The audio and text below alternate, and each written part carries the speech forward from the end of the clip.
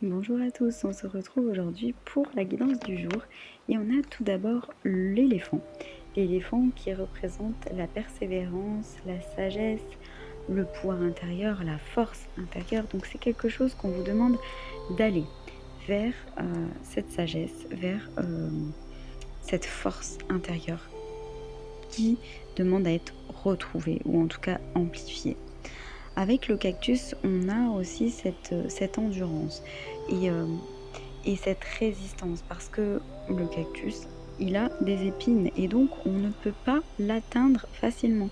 On ne peut pas lui faire du mal. Donc là, il y a une notion de force qui demande vraiment à être, développée. En tout cas, ou que vous prenez confiance en votre potentiel et cette force, ça peut venir aussi de l'intuition parce qu'avec le chat noir, c'est souvent l'intuition à l'intérieur de nous.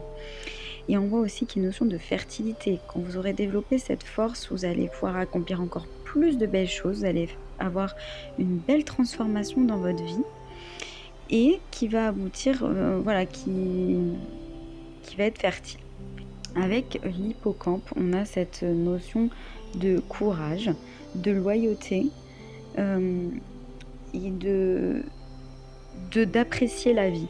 Donc là, on vous demande vraiment d'avoir cette légèreté, un peu comme le papillon, par rapport à la vie, prendre un peu de hauteur par rapport aux soucis qui peuvent vous embêter actuellement, parce que vous avez une énorme force à l'intérieur de vous et vous êtes capable de traverser ces situations-là qui vous chagrinent. Ensuite, au niveau des cartes, j'avais tiré en amont, donc celle-là, donc moving forward, donc bouge, en gros, sois prêt pour un changement positif. Donc oublie un petit peu ce manque de confiance en toi parce que tu vas vers un changement positif. Et derrière, on a le phénix. Vous voyez, on passe d'une carte sombre à une carte très très ensoleillée qui dit euh, voilà, soit vis ta nouvelle vie. Là, avec le phénix qui renaît de ses cendres, on voit que vous, avec les, il y a une très belle phrase que Dalida disait, c'était que parfois il faut, on souffre pour apprendre, que en gros les plus belles transitions se font des fois après des souffrances parce que ça nous a permis de développer de notre force intérieure. Et là, c'est peut-être ça. Là, on vous rassure que de très belles choses vont venir.